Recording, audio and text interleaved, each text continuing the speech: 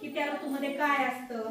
तर बघा आता आपण पाहतो की आता काय वर्षा ऋतू चालू, म्हणून यामध्ये वर्षा ऋतू म्हणलं की त्याच्यामध्ये पाऊस पडतो. पाऊस म्हणलं की सगळ्यांना आवडतो.